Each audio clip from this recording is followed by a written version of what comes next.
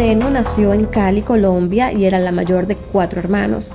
Desde su infancia mostró un interés notable por la arquitectura y al llegar a la adultez decidió estudiar esa carrera, graduándose de la Universidad del Valle en el año 2001. Para celebrar su graduación, sus padres le regalaron unas vacaciones en Estados Unidos por un mes. Durante su estancia, conoció a Daniel Alexander, con quien poco tiempo después inició una relación amorosa. Al finalizar su estadía de un mes en Miami, Liliana tenía que regresar a Colombia, pero Daniel le pidió que se quedara con él y ella terminó aceptando, optando por continuar su vida en Estados Unidos. Con el tiempo formalizaron su relación y se casaron. En los primeros años de su matrimonio, ambos eran muy felices, pero deseaban formar una familia y decidieron tener hijos. Durante los primeros años de su matrimonio, ambos estaban realmente muy felices, pero querían formar una familia y decidieron comenzar a tener hijos. Sin embargo, ese sueño se volvió trágico. Liliana tuvo 3 embarazos que no llegaron a término porque sufrió abortos espontáneos. La pareja en sí estaba empezando a tener ciertos problemas en su matrimonio y el tema de no poder concebir generó aún más tensiones que los llevaron a divorciarse en el año 2005. En medio de este proceso, Liliana regresó a Cali, Colombia, para reconfortarse con el apoyo de su familia. Mientras estaba allí, decidió consultar a un médico de confianza para averiguar qué estaba sucediendo con su salud reproductiva. Después de realizar varios estudios, lograron descubrir que ella tenía problemas en sus ovarios, lo cual podría estar impidiendo que pudiera concebir. Así que le recomendaron someterse a una cirugía. Una vez recuperada de aquella operación, Liliana volvió a Estados Unidos dispuesta a comenzar una nueva vida. A sus 32 años, su único objetivo era trabajar y disfrutar de una vida tranquila. Para aliviar sus gastos, decidió compartir un departamento con algunas amigas. Liliana disfrutaba de la vida nocturna, era muy activa y le encantaba salir a bailar con sus amigas, quienes la llegaron a describir como una persona cariñosa y generosa. En una de esas tantas salidas conoció a Gustavo Castaño Restrepo, quien también era colombiano, específicamente de Palmira Valle. Gustavo trabajaba en el sector de la construcción y Liliana era arquitecta. La conexión profesional entre ellos hizo que comenzaran a hablar un poco y después surgió una relación amorosa que avanzó muy rápido. Pocos meses después de conocerse, Liliana se enteró de que estaba embarazada. Una noticia que sin duda la llenó de alegría después de tantas pérdidas. Anhelaba tener a su bebé en sus brazos. Sin embargo, Gustavo no compartía este mismo entusiasmo que ella, ya que decía que no quería ser padre y le exigía a Liliana que interrumpiera su embarazo. Ella, sin duda alguna, se negó rotundamente, así que él decidió abandonarlas para no hacerse cargo de la niña. Para el 4 de octubre de 2008, Liliana dio la bienvenida a su hija, a quien llamó Daniela. Gustavo nunca mostró interés en involucrarse en la vida de su hija. En ese tiempo, Liliana aún no había logrado obtener su licencia para trabajar como arquitecta en Estados Unidos, por lo que se vio obligada a buscar otras alternativas laborales. Dado que estaba sola en ese país, con una bebé pequeña y sin estabilidad económica, tomó la difícil decisión de enviar a Daniela a Cali para que estuviera un tiempo con su familia. Aunque fue una decisión dolorosa, sabía que era lo mejor para ambas.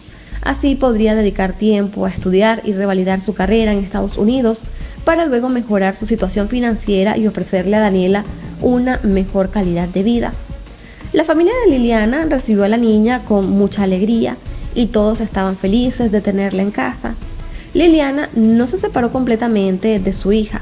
Ella se esforzaba por visitarla en fechas especiales como era su cumpleaños, la época decembrina y las vacaciones. Así se aseguraba de que su hija estuviese bien cuidada y rodeada de sus abuelos, los tíos y primos. Así transcurrió su vida por varios años, hasta que en el 2014, cuando obtuvo su licencia como arquitecta y experimentó una mejoría financiera en su vida, fue entonces a buscar a su hija para llevarla consigo hasta Miami. Liliana pudo finalmente ejercer su profesión como lo soñaba y creó también una empresa relacionada con su carrera, la cual administraba desde la comunidad de su hogar. Además, se mudó a un departamento donde ahora viviría junto a su pequeña hija. Poco después de que la pequeña regresara a Estados Unidos, Liliana decidió ir con ella a un centro comercial y justamente allí, después de tantos años, se encontró a Gustavo Castaño. La niña no tenía ni idea de quién era él. Durante sus 6 años de vida jamás preguntó por su papá. Al verlo, Liliana lo confrontó. En esa ocasión hablaron y Gustavo aceptó pagarle $375 al mes por la manutención de la niña. Sin embargo, Gustavo también quiso acercarse para supuestamente iniciar una relación de padre-hija y Liliana terminó aceptando que él intentara forjar lazos con la niña, lo que llevó a que retomaran la comunicación entre ellos. El hombre aprovechó su acercamiento con Liliana, ahora que ella tenía su licencia de arquitecta, para así proponerle una relación laboral que poco a poco se transformó también en una relación sentimental. Pero esta vez Liliana decidió mantener cierta distancia. Ellos no vivirían juntos, aunque él las visitaba con frecuencia. No pasó mucho tiempo antes de que su relación comenzara a tornarse bastante complicada.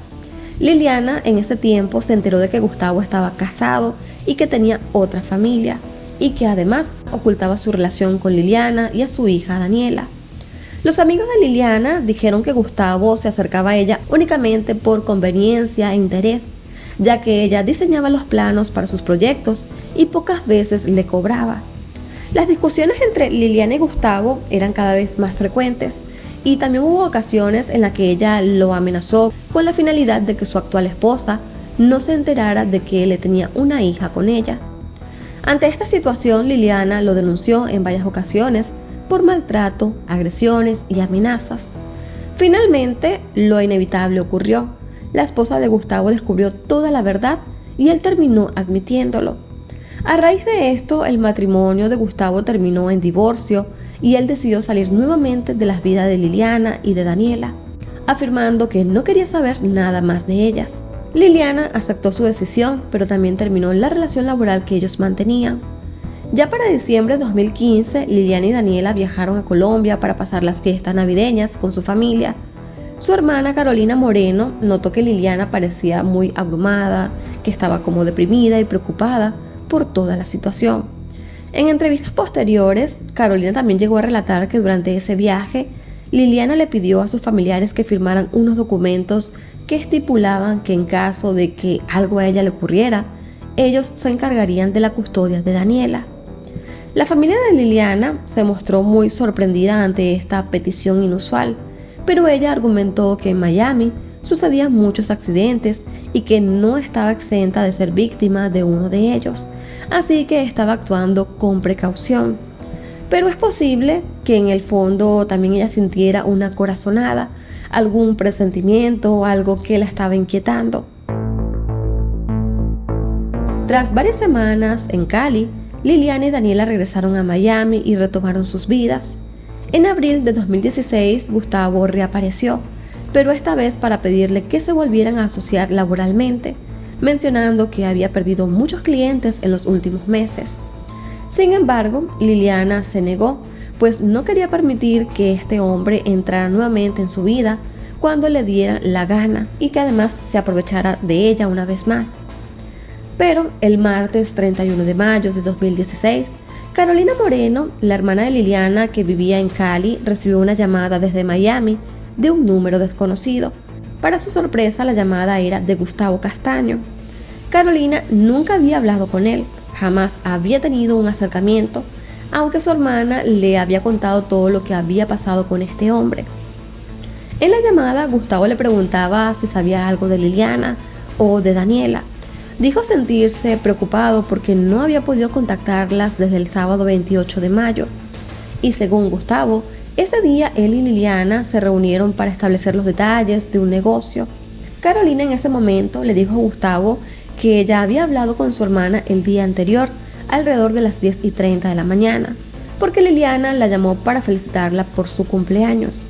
En aquella conversación, Liliana le pidió algunas cosas de Colombia, las cuales le iba a enviar con su otra hermana, Yamilet, quien el miércoles 1 de junio llegaría a Miami para vacacionar y visitar los parques temáticos de Florida. Después de terminar esta llamada con Gustavo, Carolina se sintió muy inquieta. Algo en la historia de Gustavo no le encerraba.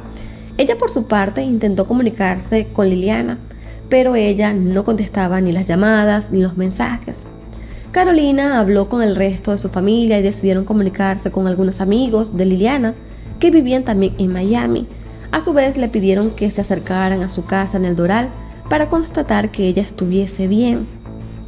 Los amigos fueron inmediatamente a la casa de Liliana y notaron que en el parqueadero estaba su carro, que era un Toyota Corolla de color azul, pero por más que tocaban la puerta nadie les abría.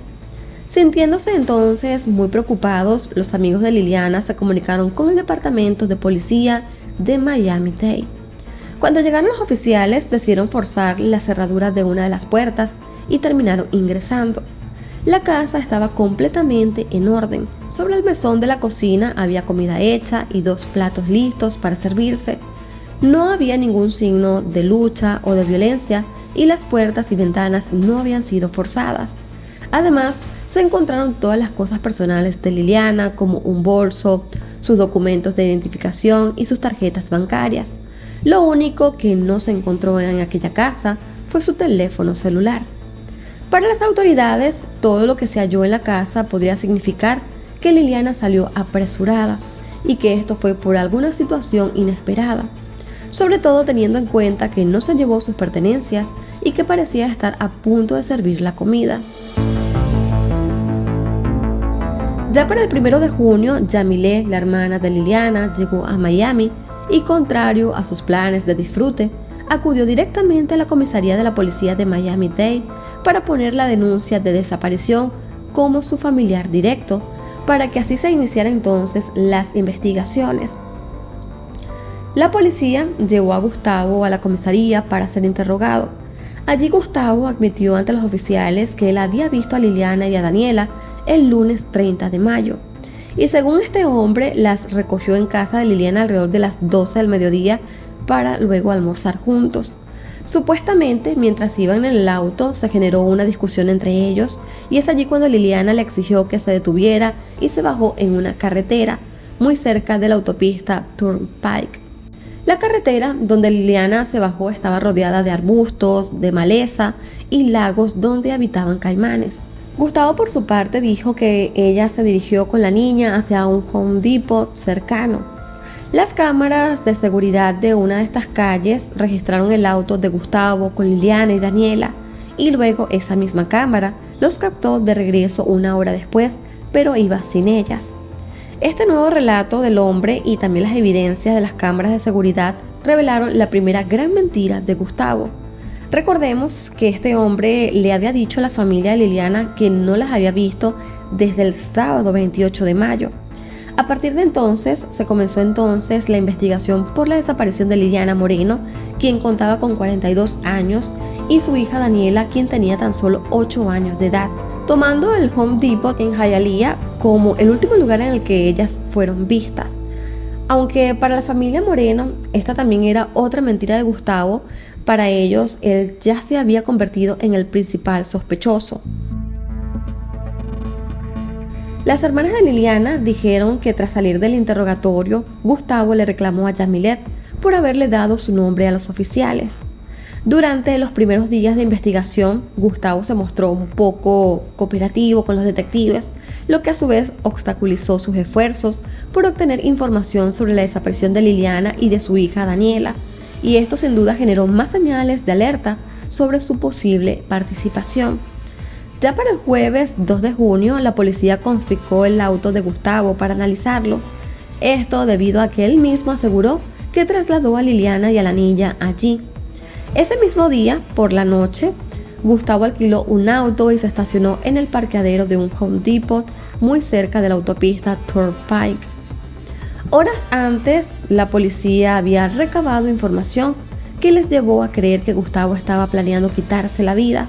Y según la investigación, el hombre había hecho grandes transacciones en sus cuentas bancarias y había llamado a varios de sus seres queridos para despedirse. Con esta información, la policía rastreó su celular y lo localizó estacionado en el Home Depot. Alrededor de las 11 de la noche lo hallaron en el estacionamiento, encerrado en su auto, alquilado. Mientras los oficiales le exigían que éste saliera del auto, Gustavo tomó un cutter, que es un cortador de cajas, y comenzó a cortarse el cuello. Sin embargo, uno de los oficiales logró romper la ventana del auto y disparar una pistola eléctrica. Uno de los dardos del arma se enganchó en el ojo derecho de Gustavo, pero lograron neutralizarlo. Rápidamente fue sacado de este auto y trasladado hasta el hospital para así tratar sus heridas autoinfligidas y también las de la pistola eléctrica. No obstante, este hombre terminó perdiendo su ojo. Mientras el hombre se recuperaba en este hospital, la policía ya comenzaba a armar el rompecabezas de los últimos pasos que había vivido Liliana. Lograron hacer entonces la triangulación del lugar donde su teléfono tuvo señal por última vez y se descubrió que fue a las 12:50 de la noche, una hora después de que Gustavo las recogiera en su casa. También descubrieron que Gustavo alquilaba un almacén en Midley, cerca del lugar donde supuestamente él dejó a Liliana y a Daniela, y decidieron entonces allanarlo. En esta bodega encontraron un cuchillo con rastros de sangre y unos dibujos que había hecho Daniela. En un contenedor de basura que estaba detrás del edificio se encontraron papeles relacionados con Liliana. Los detectives hablaron con el dueño de este lugar, un negocio vecino, ubicado en el mismo edificio donde estaban los almacenes. Este hombre les dijo que el martes 31 de mayo, en una conversación con Gustavo, este mostró interés sobre cómo funcionaba el sistema de vigilancia que él tenía instalado en su local y también inspeccionó la grabadora de video digital.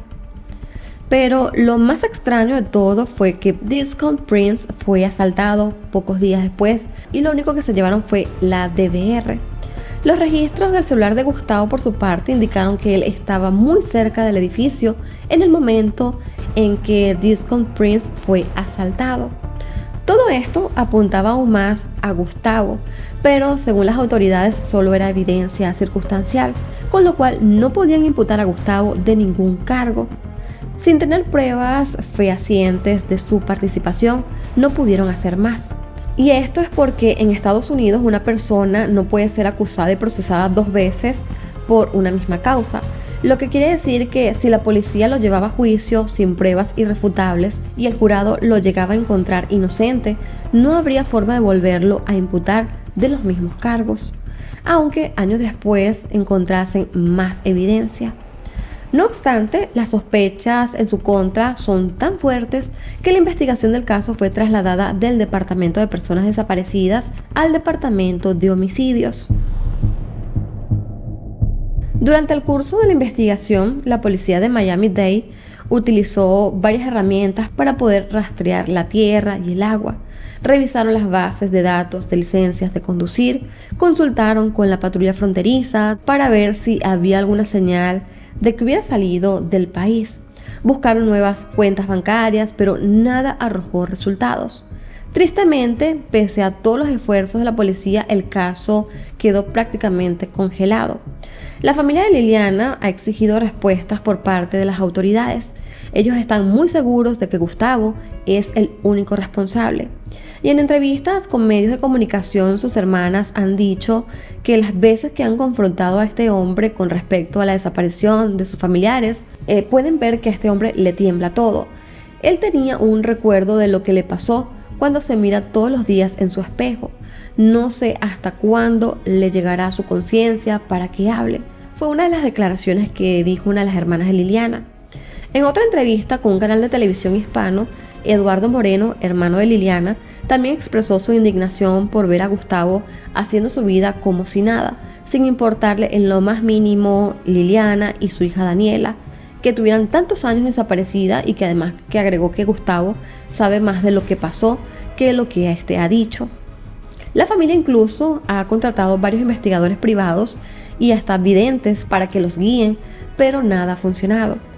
Ya para el 1 de junio de 2021, el FBI ofreció $25,000 por cualquier información que conduzca al paradero de ambos. Anteriormente, la policía había ofrecido $5,000, así que en total terminaron ofreciendo $30,000 por esta información. Y en marzo de 2023, La familia de Liliana se enteró de que Gustavo viajaría a Colombia, así que decidieron acudir al aeropuerto de Cali para confrontarlo. Luego de que este bajara del avión, la madre de Liliana exigió saber qué había pasado con su hija. En ese momento, supuestamente Gustavo dijo lo siguiente: "Lo sabrás en mi testamento". El 30 de mayo de 2024 se cumplieron ya 8 años desde que se perdió el rastro de Liliana y Daniela. Año tras año, esa ha sido una fecha llena de dolor e incertidumbre para la familia Moreno, quienes todavía exigen respuestas y no pueden evitar pensar que Daniela hoy sería una adolescente de 16 años y que Liliana estaría en la flor de la vida cumpliendo sus 50 años. Lo cierto es que su familia nunca ha perdido las esperanzas de saber qué sucedió con ambas y al parecer pronto tendrán respuestas, porque el pasado 29 de octubre de 2024 el FBI anunció el arresto de un hombre en relación con la desaparición de Liliana y Daniela. Claramente se trata de Gustavo Castaño. Ese día el hombre de 55 años fue acusado de 2 cargos de secuestro con resultado de muerte. Así que por los momentos la policía no ha revelado las pruebas que tienen en su contra, pero por lo que ya vimos anteriormente, ahora sí deben de tener pruebas irrefutables que puedan confirmar su participación en este crimen, porque esperaron muchos años para poder acusarlo. Y a raíz de su detención se han conocido nuevos detalles del caso, como que tras el divorcio de Gustavo con su esposa de ese entonces, él tuvo que pagar $912 mensuales de manutención a su ex esposa. Los fiscales también dijeron que Gustavo estaba sumamente molesto cuando su esposa descubrió la infidelidad con Liliana y que no podía aceptar que el matrimonio había terminado. Pero la situación se tornó más complicada para él cuando se confirmó a través de una prueba de paternidad que él era el padre de Daniela. Así que los pagos de las manutenciones de sus hijos y el proceso de divorcio hizo que el hombre atravesara por muchos problemas económicos, y fue entonces cuando este comenzó a planear cómo deshacerse permanentemente de Liliana y Daniela. Según las autoridades, el 30 de mayo de 2016, Gustavo las llevó bajo engaño a su almacén, donde finalmente acabó con sus vidas. El teléfono de Gustavo permaneció apagado desde las 10:55 de la mañana hasta las 1:41 de la tarde, y se cree que en ese tiempo de casi 3 horas, Gustavo cometió el crimen y ocultó los cuerpos. Ya para el viernes 8 de noviembre de 2024 se realizó una audiencia del proceso judicial en contra de Gustavo Castaño, donde el juez le negó la libertad bajo fianza. La fiscalía dijo que llevarían el caso a juicio y que si se logra un veredicto de culpabilidad, solicitarán que se le imponga la sentencia máxima, que en este caso sería la pena de muerte.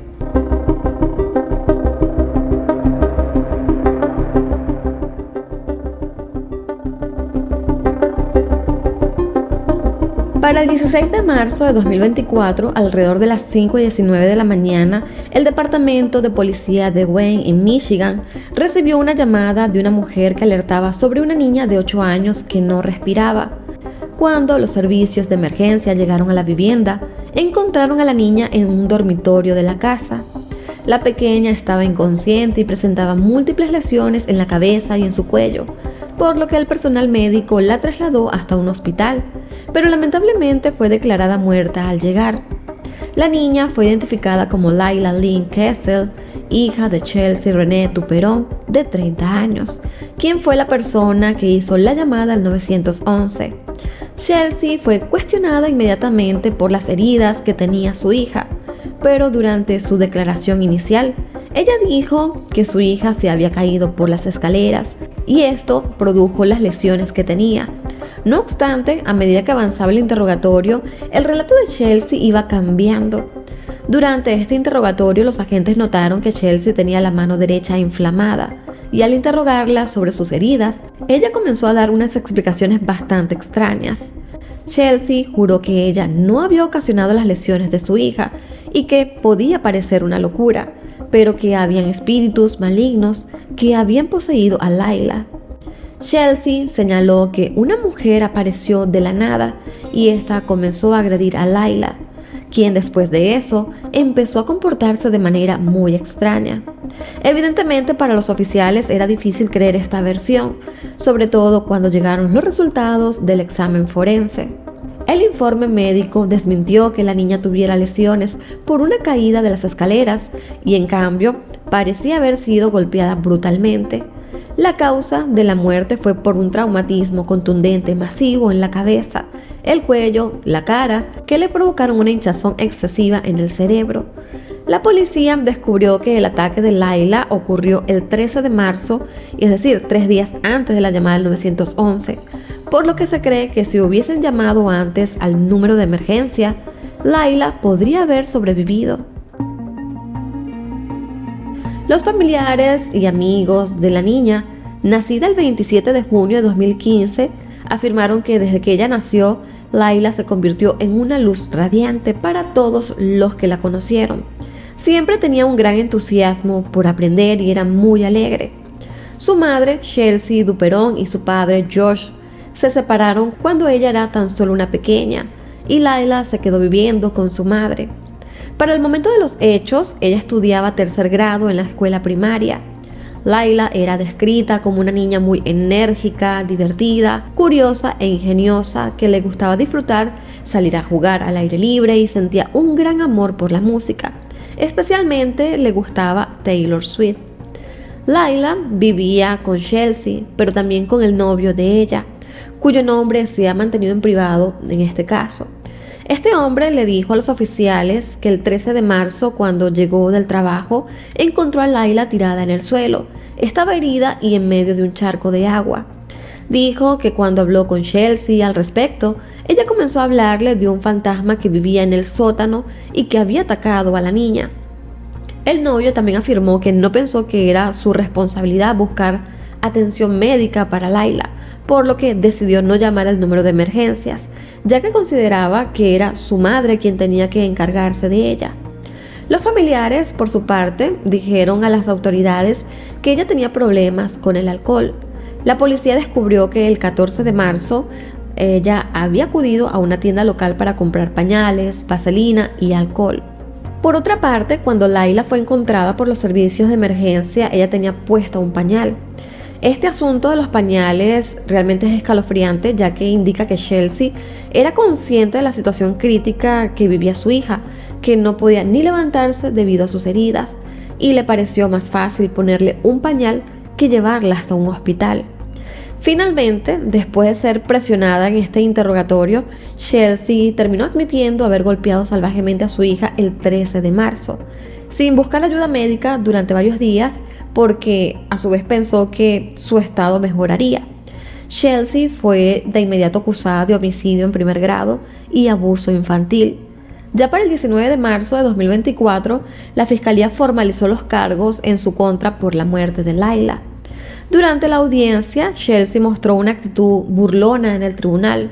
Ella estaba sonriendo en varias ocasiones mientras se declaraba inocente de cada uno de los cargos.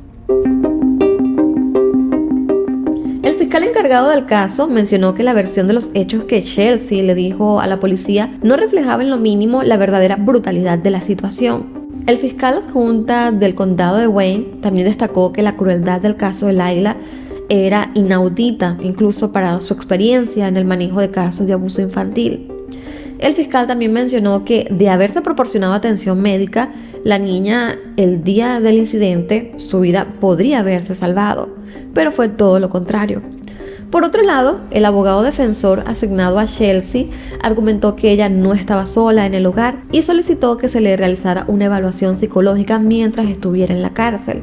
Finalmente, la jueza del tribunal que estuvo a cargo de este caso determinó que Chelsea debía permanecer en prisión sin posibilidad de salir bajo ninguna fianza. Si ella es hallada culpable, Chelsea Duperón podría enfrentarse a una cadena perpetua tanto por el cargo de homicidio como por el abuso infantil. Ya para el 21 de marzo, Jessica, la tía de Layla, lanzó una campaña con un mensaje conmovedor en el que decía que su familia aún estaba en un duelo por la devastadora pérdida de Layla.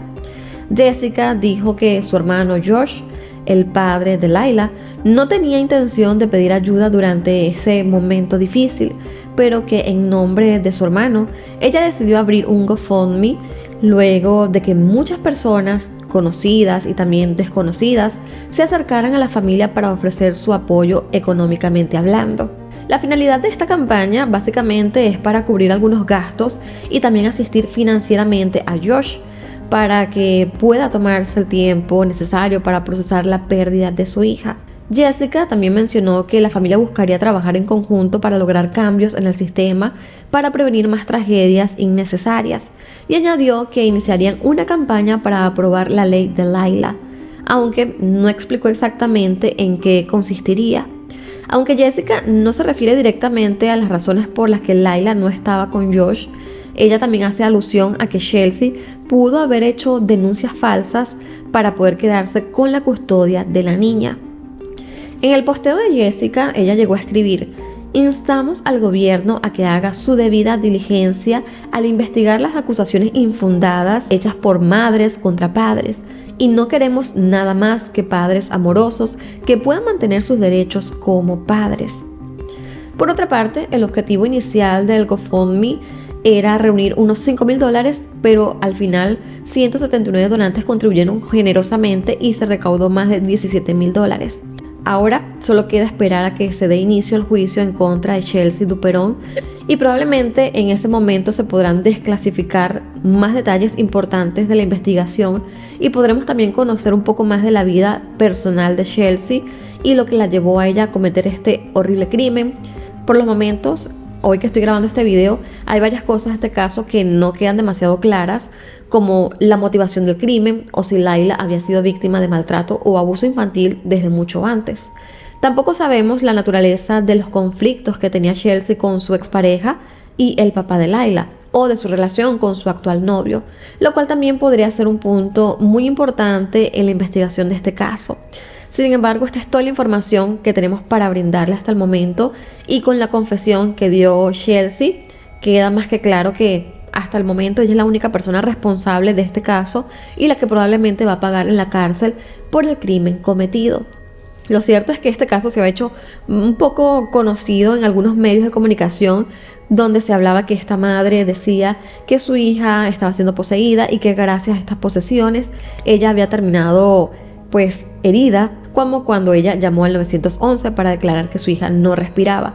Pero bueno, amigos, esta es toda la información que puedo brindarles hasta el momento. Es un caso relativamente reciente porque ocurrió a principios de este año y como podrán ver, no hemos terminado este 2024, así que muy probablemente el 2025 este caso logre resolverse y se tenga una sentencia que muy probablemente sea una sentencia bastante fuerte si se demuestra que esta mujer hizo todo esto con premeditación o si se demuestra que ella estuvo agrediendo a su hija con anterioridad y que se revele el motivo del por qué también lo hizo.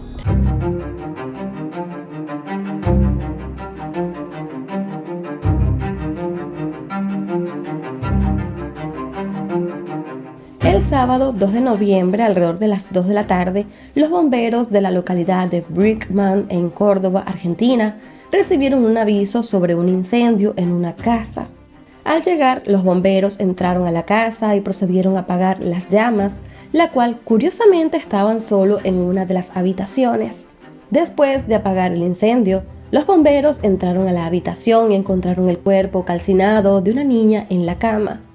Según la descripción de las autoridades, la niña estaba boca abajo, estaba también abrazando su almohada.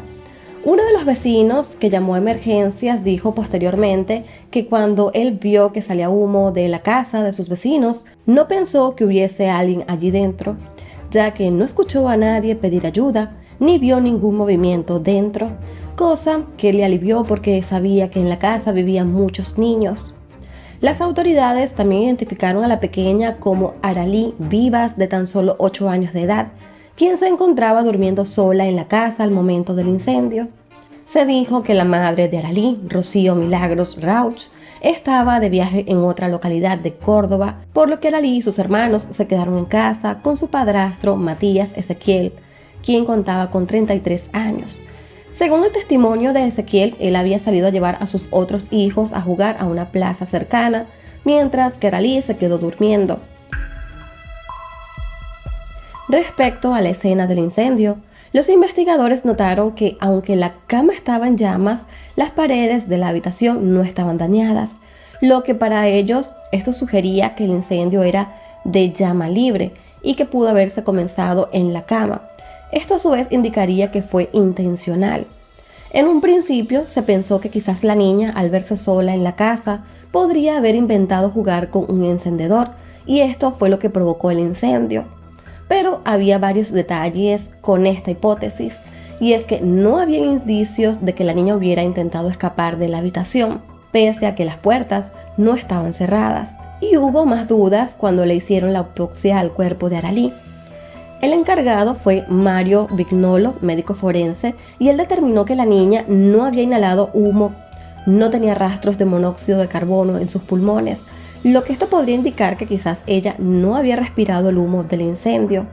Esto también sugiere que la niña había muerto antes de que se provocara el incendio, es decir, ella no pudo haberlo provocado. Además, Vignolo encontró que Aralí tenía un traumatismo en la cabeza y que además había sido víctima de abuso sexual. En conclusión, para Vignolo, la niña había sido abusada y luego asesinada, antes de que le prendieran fuego.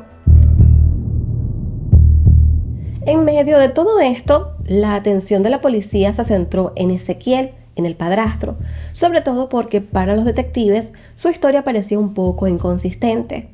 Aunado a lo anterior mencionado, las autoridades comenzaron a recolectar testimonios de familiares, amigos, vecinos sobre lo que era la dinámica familiar, y todos coincidían en que ese no era un buen ambiente para los niños que vivían allí.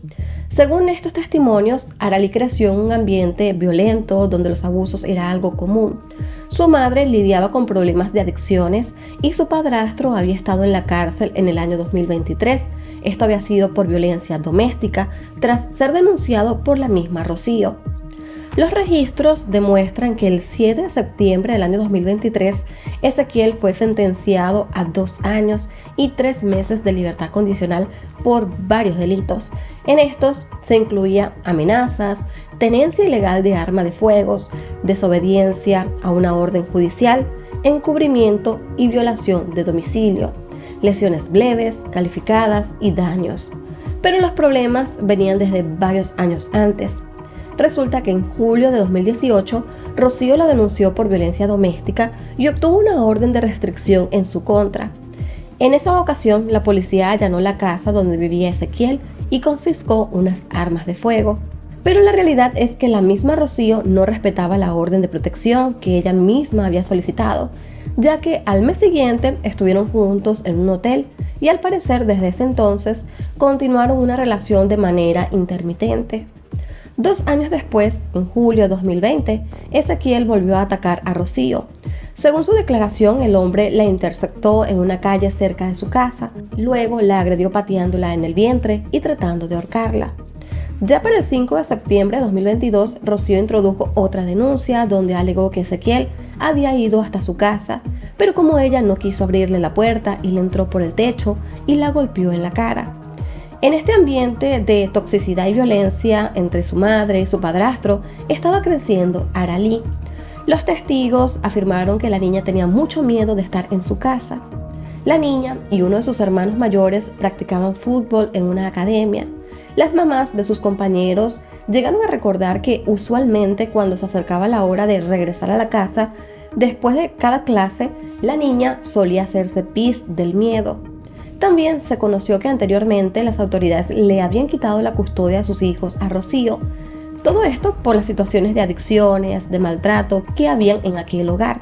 Pero por una extraña razón, en agosto de 2024, fueron devueltos a su madre y a su padrastro, cuando la Secretaría de Niñez, Adolescencia y Familia consideró que ambos ya estaban aptos para poder cuidar a sus hijos y después de pasar por varias terapias y tratamientos.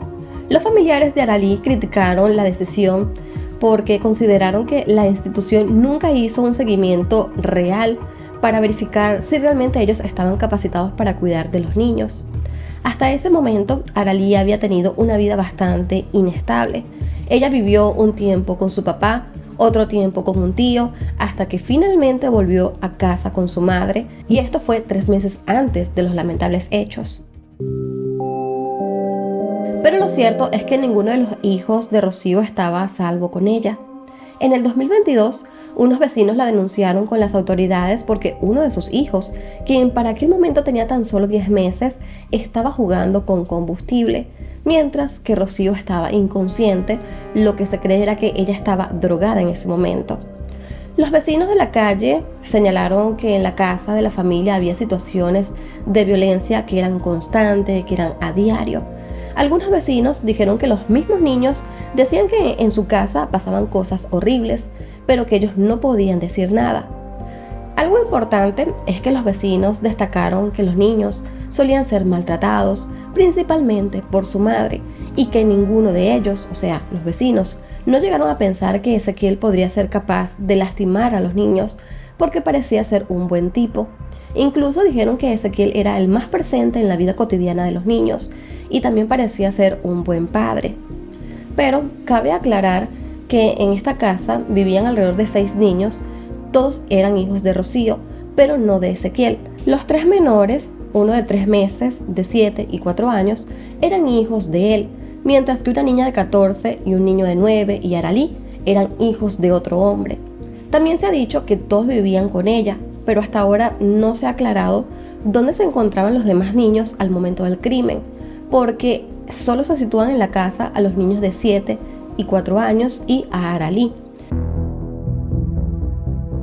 Pero bueno, amigos, continuando con la investigación del caso, además de muchos testimonios de familiares, vecinos, las autoridades obtuvieron videos también de las cámaras de seguridad de la localidad, las cuales fueron claves para poder resolver este lamentable crimen. Las cámaras de seguridad lograron grabar la secuencia desde el viernes 1 de noviembre de 2024 a las 9:16 de la noche, cuando un hombre llegó con su bicicleta a la casa de Ezequiel. En el transcurso de unas 6 horas, las cámaras graban las idas y venidas de Ezequiel y las de este hombre. Al final, una cámara muestra a Ezequiel regresando a la casa a las 3:27 de la madrugada del sábado 2 de noviembre. Las imágenes mostraban a Ezequiel saliendo de la casa a la 1:36 de la tarde junto a sus hijos pequeños, dirigiéndose a una plaza cercana. Luego, 10 minutos después, se le ve regresando solo a la casa y justo en ese momento empieza a salir humo negro de la habitación donde dormía Aralí. Luego, a la 1:54 de la tarde fue cuando el vecino llamó a los bomberos, quienes llegaron solo 5 minutos después. Las autoridades lograron identificar a este hombre misterioso que acompañaba a Ezequiel, y se trataba de Cristian Hernán Varela, de 40 años de edad. Para las autoridades, esa noche del 1 de noviembre, tras llegar en su bicicleta, Cristian es quien abusó sexualmente de Aralí con la aprobación de Ezequiel, y según las pruebas forenses había material genético masculino en el cuerpo de la pequeña. También se cree que en el momento del abuso ocurrió algo que provocó que estos dos sujetos golpearan en la cabeza a la niña. Hasta ahora no se sabe si le dieron un golpe con un objeto contundente o por si al contrario la niña se cayó y se golpeó la cabeza, pero lo cierto es que la asesinaron y posteriormente prendieron fuego a la cama para despistar a las autoridades y así borrar todas las evidencias. Con toda esta evidencia, las autoridades decidieron arrestar a Matías Ezequiel, de 33 años, y a Cristian Hernán Varela, de 40 años, por violencia y asesinato. Inicialmente se les había acusado de homicidio simple, pero tras confirmarse el abuso sexual, ambos fueron acusados de homicidio criminis causa. Esto quiere decir que ellos cometieron un homicidio para luego encubrir un delito previo. También detuvieron a la madre de Aralí, Rocío Milagros, de 28 años. A ella la acusaron de ser cómplice necesaria del crimen. Esto porque los análisis de las llamadas telefónicas logró mostrar que hubo comunicaciones constantes entre Ezequiel, Cristian y Rocío. Esto fue antes y después del asesinato, sobre todo entre la 1 y las 6 de la mañana. Aunque las pruebas reunidas sugieren que ella no estaba en la casa al momento del crimen, las autoridades consideraron que Rocío no protegió debidamente a su hija. Algunos medios han reseñado que Rocío estaba en Morteros, una ciudad ubicada a unos 20 minutos de Brickman, para verse con un cliente, por lo que también se especuló que ella era trabajadora sexual. Tras los arrestos, también se reveló una declaración impactante que hizo Cristian Valera. El hombre afirmó de manera espontánea que era habitual abusar de esa niña. Esto también confirmaba que Aralí sufrió de abusos reiterados y que su padrastro, además de abusar de ella, también fungía de una especie de proxeneta. Ahora, las autoridades deberán determinar si este sujeto vendía a Aralí o si éste obtenía algún beneficio económico por esto. También se supo que una de las hermanas menores de Aralí le dijo a los oficiales que momentos antes de que Ezequiel los llamara para poder irse a la plaza a jugar, ella subió a la habitación de su hermana para despertarla, pero al ver que ella no se levantaba, pensó que estaba profundamente dormida. Así que la tapó con la sábana y bajó con su papá. Para ese momento, Aralí ya había fallecido. Según el informe forense, la niña estuvo muerta en su habitación por al menos 14 horas y durante todo ese tiempo sus hermanos convivieron con su cuerpo en la casa. En entrevistas posteriores, el papá de Rocío, de nombre Omar Rauch, confirmó que su hija sí tenía problemas de adicciones y explicó que ella había estado luchando mucho con su adicción durante años, pero que ya estaba en recuperación. Omar también mencionó que su hija no estaba en casa cuando sucedió el crimen porque había ido hasta Morteros para buscar comida para sus hijos, aunque se ha conocido que la mujer tenía un par de días fuera de la ciudad.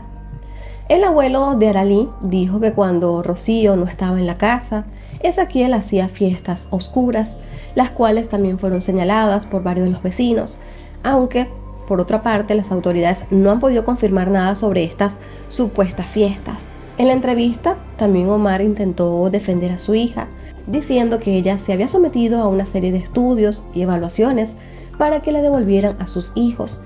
También señaló que Rocío no es culpable, pero tampoco es inocente. La muerte de Aralí desató protestas en Brickman, donde la comunidad exigió justicia por el crimen y responsabilizó a las autoridades por no proteger a los niños en situaciones vulnerables. También se criticó a la Secretaría de Niñez, Adolescencia y Familia por permitir que Aralí y sus hermanos regresaran con su madre a pesar de todas las advertencias sobre el peligro en su entorno familiar.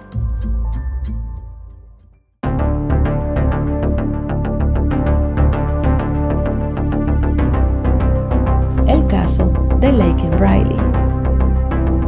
Para el 22 de febrero de 2024, Laken Riley, una estudiante de enfermería de la Universidad de Georgia, ubicado en Estados Unidos, salió a correr por la mañana a las afueras del campus universitario. Esto lo hacía todos los días. Laken Hope Riley, nacida el 10 de enero de 2002 en Marietta, Georgia, era hija de Jason y Allison, quienes tenían a su vez 3 hijos más. En el 2020, ella se graduó de la secundaria, donde fue miembro del equipo de cross country, y a su vez, Laken tenía solo 22 años al momento de los hechos. Era muy buena estudiante y también una chica bastante atlética. Además, era miembro activo de la fraternidad Alpha Chi Omega. Mientras corría alrededor de las 9:10 de la mañana, Laken simplemente desapareció. Alrededor de las 12 del mediodía, una de sus compañeras de cuarto notó que no había regresado de su carrera matutina. Es allí cuando decidió notificarle al departamento de policía de la ciudad de Georgia. Antes de alertar a las autoridades, Lily y Sofía, quien eran las amigas y compañeras del cuarto de Laken, decidieron salir a buscarla por el sendero con sus teléfonos en manos, ya que las 3 compartían su ubicación. Pero a pesar de tener esta información, las amigas no lograron ubicarla. Así que decidieron llamar entonces a las autoridades universitarias. Tristemente, no pasó mucho tiempo para que las autoridades encontraran algo. Poco después de las 12:35 del mediodía, un agente encontró el cuerpo de Laken Riley, el cual había sido arrastrado unos 20 metros desde el sendero donde estaba corriendo. Habían intentado ocultar su cuerpo cubriéndolo con hojas. Según el informe de la autopsia realizado por la doctora Michelle DiMarco, la causa del fallecimiento de Laken fue un traumatismo contundente y asfixia. La doctora encontró 8 lesiones en el lado izquierdo del cráneo y una lesión situada justo encima de la sien derecha. Aunque la doctora Di Marco halló indicios de asfixia, no pudo precisar cómo ocurrió, por lo que al final determinó que la causa de su muerte fue provocada por los efectos combinados del traumatismo craneal contundente y la asfixia. Se supo que a las 9:11 de la mañana el teléfono marca iPhone de Riley activó la función de alerta para los servicios de emergencia. La llamada permaneció en silencio durante casi un minuto antes de que se escuchara una voz masculina diciendo una frase aparentemente en español. El operador no logró establecer comunicación con nadie y poco después la llamada se cortó. El operador intentó devolver la llamada 2 veces, pero no recibió respuesta. Mientras salía a trotar, Laken usaba su Apple Watch, el cual dejó de detectar sus latidos cardíacos a eso de las 9:28 de la mañana. Se supo que justo antes de salir a trotar a las 9:03 de la mañana, Laken llamó a su madre Allison y después que cortó la llamada, pocos minutos después, comenzó a escuchar música mientras corría. Todo esto quedó registrado en su teléfono y en su reloj. Las cámaras de seguridad del parque la lograron captar a ella corriendo con su teléfono en la mano a eso de las 9:05. Un minuto después, Laken sale de la vista de la cámara y no fue captada nuevamente. La policía comenzó su investigación analizando cada uno de estos videos de las cámaras de seguridad de la zona, pero también hablaron con varios testigos, uno de los cuales dijo que sí había visto a un hombre que se veía sospechoso, que cargaba una chaqueta de color azul oscuro ese día. En un bote de basura de unos departamentos cercanos, la policía también halló esta chaqueta, la cual tenía mechones de cabello largo en uno de los botones. En los videos de las cámaras de seguridad pudieron observar a este hombre sospechoso que había señalado el testigo que estaba caminando por el parque. Además, al obtener cada uno de estos videos de seguridad del complejo de apartamentos, también vieron a este sujeto arrojando la chaqueta al contenedor de basura. Tan solo un día después, las autoridades llevaron a la comisaría a 3 sujetos que vivían en ese complejo de apartamentos para ser interrogados. Entre los sospechosos habían 2 hermanos, uno se llamaba Diego y otro José Ibarra, quienes tenían características físicas similares a las del sujeto sospechoso que aparecían en los videos. No obstante, cuando se les enseñó el video, Diego y el otro hombre identificaron a José Ibarra como el sujeto que aparecía en el video, que había arrojado la chaqueta en el contenedor de basura. Cuando los agentes interrogaron a José, notaron que este tenía los nudillos inflamados y rasguños bastante visibles en sus brazos. Debido a esto, José Ibarra fue arrestado como el sospechoso. José Antonio Ibarra tiene 26 años y es de nacionalidad venezolana. En septiembre de 2022, este hombre cruzó la frontera entre México y Estados Unidos, cerca del Paso, Texas, de manera ilegal. Después de cruzar, fue arrestado por las autoridades fronterizas, aunque poco después fue liberado en territorio estadounidense. Durante al menos un año, el hombre se alojó en el refugio para migrantes, conocido como Hotel Roosevelt, en Nueva York, y después se trasladó hasta Georgia, donde estaba su hermano. Se supo además que este sujeto tenía ya antecedentes penales en Estados Unidos. En septiembre de 2023, fue detenido en Nueva York por operar un scooter sin licencia y estar con un menor de 17 años que no llevaba casco. Recientemente, la Oficina de Inmigración y Control de Aduanas también afirmó que en ese momento perdió la oportunidad de detener a Ibarra después de su arresto en Nueva York, porque fue dejado en libertad antes de que se pudiera emitir una orden de detención. Luego, ya estando en Georgia, fue arrestado en relación con un caso de robo junto a su hermano. Supuestamente ambos habían robado productos de Walmart, aunque una vez más terminaron siendo liberados. En diciembre de 2023 se emitió una orden de arresto contra José Ibarra. Esto fue por no comparecer ante el tribunal por este caso de robo. La policía aseguró que Diego Ibarra estaba vinculado a la pandilla venezolana llamada El Tren de Aragua. Además, se le acusó de poseer una green card fraudulenta, delito por el cual se declaró culpable. Así que actualmente está detenido a la espera de su sentencia. Toda esta situación migratoria ilegal de José Ibarra provocó también que el caso de Laken Riley tuviera muchísima cobertura mediática y se generara un debate sobre inmigración ilegal en Estados Unidos, el cual fue aprovechado por el entonces candidato a la presidencia del país para apoyar su campaña política anti-inmigrantes. Ya para el 7 de marzo de 2024, la Cámara de Representantes aprobó un polémico proyecto de ley de inmigración denominado Ley Laken Riley, que establece la detención federal de inmigrantes ilegales que cometen delitos de robo o hurto.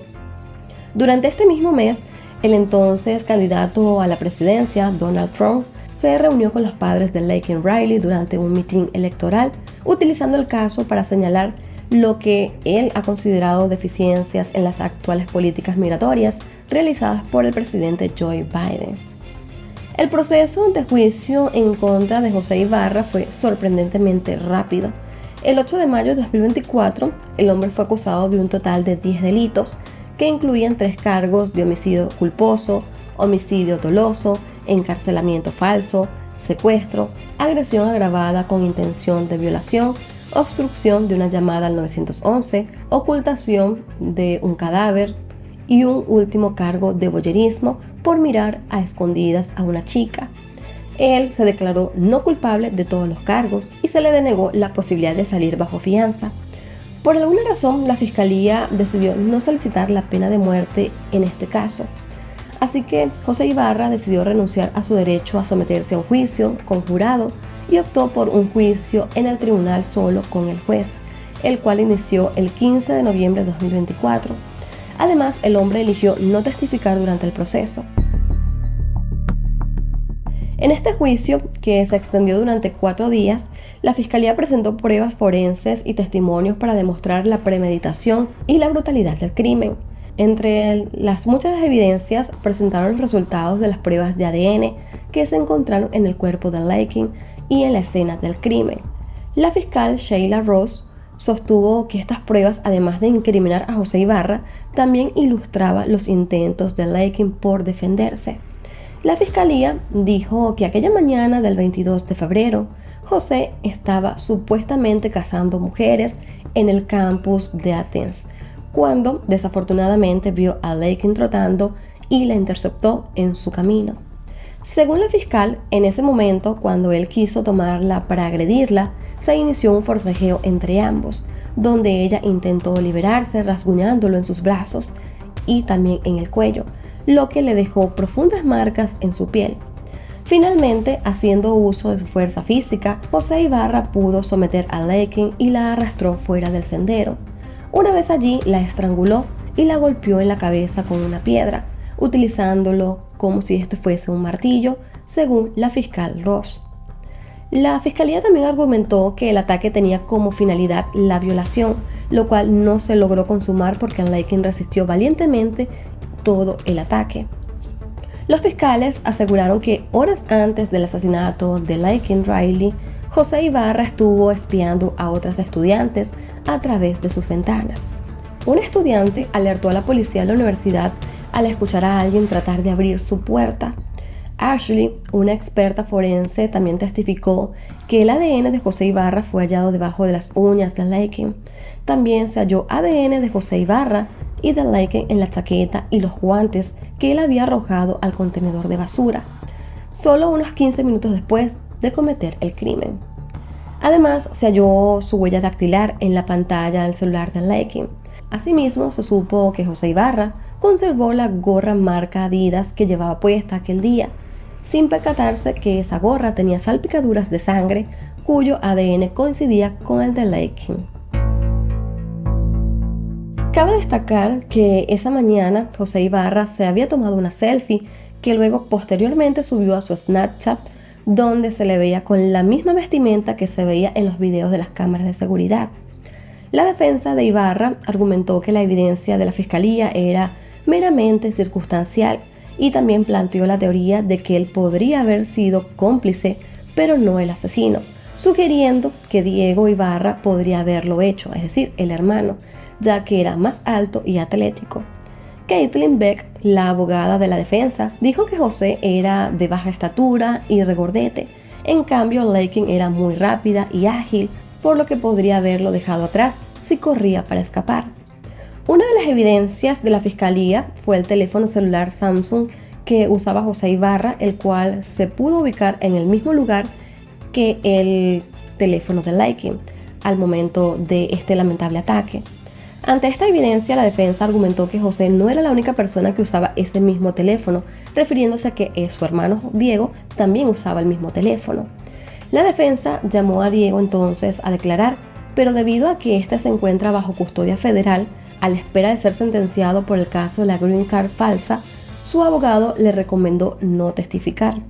Finalmente, el 20 de noviembre de 2024, luego de que se presentaran todas las evidencias del caso, el juez Patrick Haggard encontró a José Ibarra culpable de los 10 cargos presentados en su contra.